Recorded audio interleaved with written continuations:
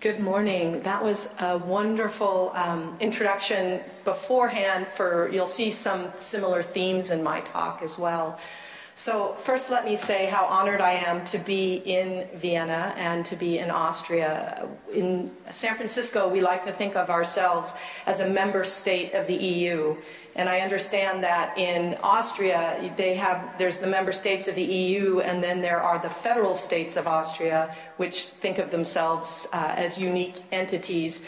And I've come to understand that San Francisco is much like a federal state of Vienna, where we are a city and a larger entity as well. So if it helps to understand, I think it will be helpful to understand when I talk about San Francisco to realize that in the US we don't have a federal system to lean on. So the federal government in the US sets standards often, but then it's up to the local governments, the cities, the counties, and sometimes the states to actually implement them. And so what I'm going to talk about today is how a city like San Francisco tries to tackle the problem of responsible chemistry.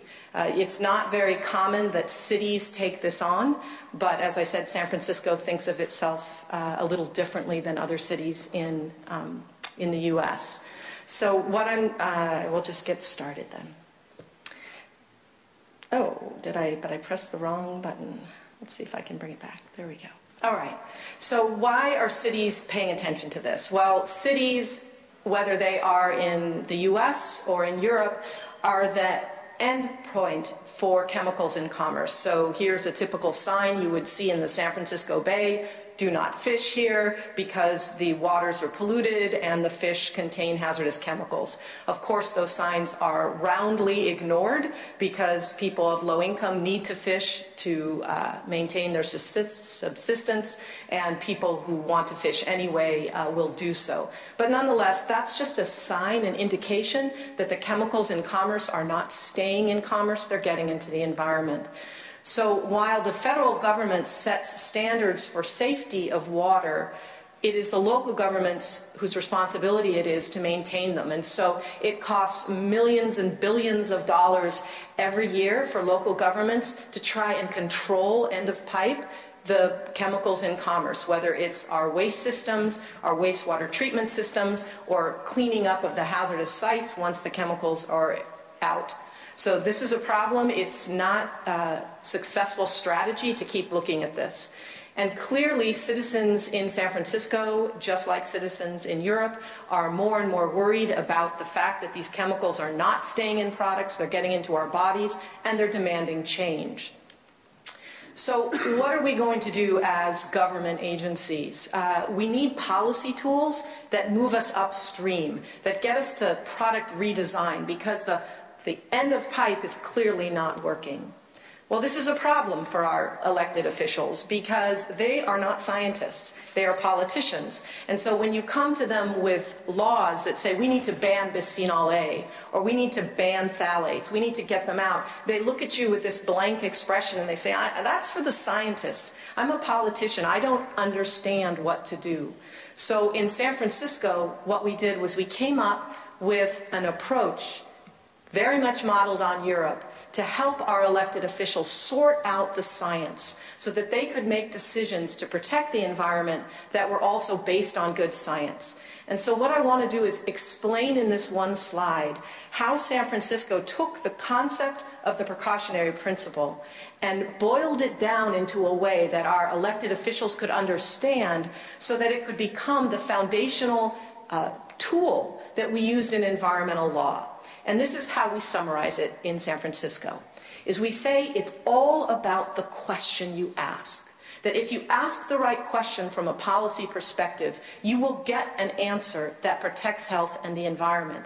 If you ask the wrong question, you're stuck. So traditionally, the questions that we ask are, is it legal? Is it legal to put formaldehyde in wallboard? Is it legal to put lead in lipstick? It is in the US. But obviously that's a problem because our federal laws are not sufficient. But it's also not sufficient to ask, is it safe? Because the problem when you ask, is it safe, is it depends whose science you're looking at. Because the proponents will say, oh, it's perfectly safe to put formaldehyde in wallboard. Here's my 2 feet thick of science telling you why it's safe. And then the NGOs and other scientists will say, oh, no, it's not safe. Formaldehyde is a carcinogen. And here's our science saying it's why it's not safe. So the only answer to the question, is it safe, is more study, more study. And then you end up with what we call the paralysis of analysis. You just don't make any decisions at all. So instead, in San Francisco, we decided that a precautionary approach asks a different question. It asks the question, is it necessary? Is it necessary to put formaldehyde in wallboard? Is it necessary to put lead in lipstick? Is it necessary to put pesticides in parks? Is it, you can go on and on and on, because you can answer that question today. And in fact, when we switch the paradigm to is it necessary, we end up with some very interesting policy decisions. So how do you decide if something's necessary? Well, it turns out the traditional way in the US, and I assume in Europe as well, that people decide whether something is legal or safe is they use something called a risk assessment. And in a risk assessment, you ask the question, what is an acceptable level of harm, and does this product or chemical meet it? How many cancers in a million? And if it's 5 in a million is your acceptable level and that chemical meets that standard, then that is safe. That is an acceptable risk. Instead, what we do is something called an alternatives assessment. And this word is going to be very important, and I will come to it at the end of my talk. But I want to introduce it to you. You would call it the substitution principle, but in the US we're using the word alternatives assessment. And in an alternatives assessment, what we do is we ask a different question again. We ask, instead of how much harm is acceptable, how little harm is possible. How little harm is possible. And in order to answer that question, you draw on from a wide variety of people. You don't just ask the bureaucrat or the scientist to give you the alternatives. You ask the community to come up with alternatives, as well as the scientists. And it's amazing the power of that democratic system of asking more and more people to answer the question, is it necessary? How little damage is possible? So I'm going to give you 3 examples of how San Francisco used this question, this model of precautionary thinking. Is it necessary? I'll give you one example of our own procurement and our own operations in the public sector. One where we actually used it to ban a chemical in children's products. And second, how instead of a ban, we used an incentive with the private business. How are we going to get them to move to that safer product? And how do we do alternatives assessment? So because I have 20 minutes, this is going to be very high-level kinds of thinking. So pesticides, an example, city operations. Again, who answers, is it necessary? In this case of pesticides, it was the gardeners, the people who were actually charged with maintaining landscapes. Are pesticides legal? You bet they are. Are they safe? It's debatable. Are they necessary? Not always. And when our gardeners answered that question, we got a 90% reduction in Roundup. And Roundup is the herbicide of choice in the US. Is it used here in Europe as well? Yeah. Okay. And we have lots of people who say, I don't use pesticides, I just use Roundup. So, sorry, that's a pesticide. Anyway, we achieved a 90% reduction when the gardeners asked that question. Not me as the environmental person, but the gardeners. Because we discovered that we could use goats. And this is in San Francisco, we can have goats. We use a green flamer. This is a propane torch, where instead of pre-emergent herbicides to get rid of the little sprouts, we simply burn them. We prevent weeds through cracks and caulking. We mulch to prevent weeds. We pull weeds. And we use compost tea on our golf courses as a replacement for fungicides. And sometimes we just don't do anything. We think the dandelions are just fine. We grow meadows, not lawns in Golden Gate Park, and therefore we don't need anything. But if we're intellectually honest, when we ask the question, is it necessary? Sometimes the answer is yes. Sometimes the answer is that the pesticide actually minimizes harm, and we need to be honest about that. So here's 3 times where actually Roundup does minimize harm. And one is our median strip. So in a busy street, when you've got the plantings in the busy street, if you've got the gardener out there with we call them the weed whackers, the rocks go flying, they break windshields, it's not very safe. In the case of airport runways, we have 20 minutes to get in there, and for visibility reasons, you have to get those weeds down. Again, Roundup is the safest alternative. The most interesting time and the #1 use of Roundup in San Francisco is actually in what we call our natural areas, because there what we're worried about is invasive species. And so the pesticide becomes an environmental tool. So the reason I think this is an important example is that one of the criticisms in the US of precautionary thinking is that people who want this want to ban everything. But we say in San Francisco is that when we apply a precautionary approach and we ask, is it necessary? We are intellectually and scientifically honest. We get 90% reductions, and we don't always ban. Sometimes we do. So in the case of phthalates in children's products, the EU led the world in this because you banned them. Phthalates are a plasticizer. They make rigid PVC plastic flexible, so they're very popular in toys. You banned them in 1999, and you strengthened the ban in 2005. So in San Francisco, we asked the question, well, shoot, if they're not necessary in Europe, why are they necessary in the US? Well, they're legal in the US. They were legal in the US. Are they safe? Well, the scientific data was starting to make us worry about that. And Europe had already demonstrated the problem with phthalates and had taken action. So no, they aren't necessary. And so San Francisco became the first city, we using our precautionary framework, we said, you know what, we're just going to ban them in San Francisco. So, of course, we got sued by the toy industry, but we banned them in San Francisco. And what was really exciting was a year later, the state of California took our law and they passed it for the state of California. So now California children were protected as much as European children. And then what was even more amazing was that it was banned nationwide. So there's an example of how using your precautionary principle has made its way to the US, through San Francisco, through California. And what's interesting is Schwarzenegger signed the phthalate ban, and so did President Bush. I think it was buried in a bigger law, so he didn't notice. But anyway, when Governor Schwarzenegger was there, he signed the phthalate ban, and I like to think that those were his Austrian roots speaking. So a third example I want to talk about is one that's a little more recent that we've been working on, and that is dry cleaners. So dry cleaners are everywhere in the US, right? I mean, all of our clothes say dry clean only on them, and so we all dutifully go to the dry cleaners. And it turns out that dry cleaning fluid is perchloroethylene.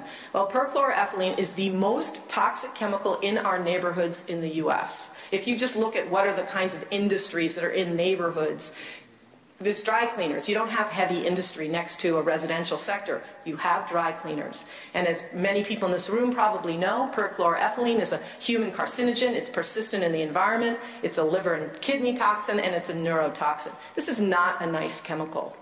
But is it necessary? Is there a safer alternative? Well, one might think that there were lots of safer alternatives, because if you look around San Francisco right now and all over California, you see these kinds of signs in dry cleaners. Eco-friendly, environmental, organic cleaning. Oh wow, that's an interesting use of that word. This is a perc-free zone. Well, that happened because in California there's a phase out of perc. Perc will become illegal in the state of California in 2020. So all these alternatives were springing up. And so we asked ourselves, well, is this greenwashing? Are these really safer alternatives?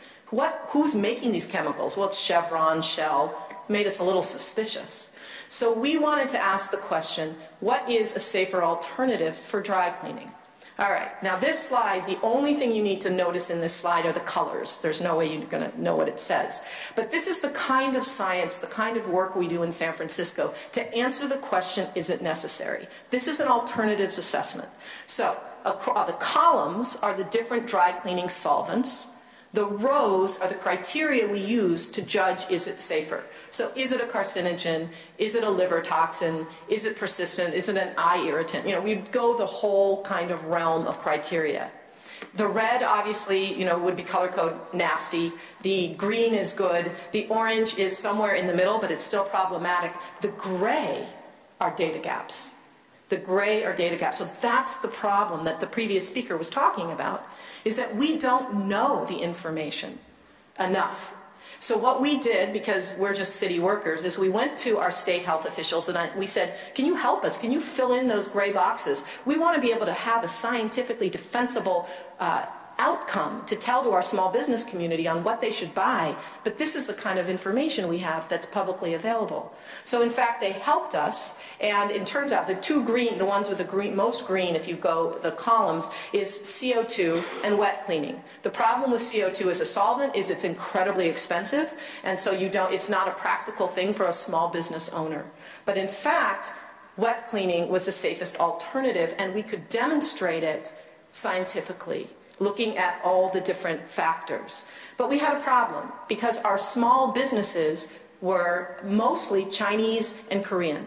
And so when we give them the science, they say, okay, fine, but that's way over my head. How am I going to change? And we had a moment in time, because it was getting phased out, we needed to get them to change.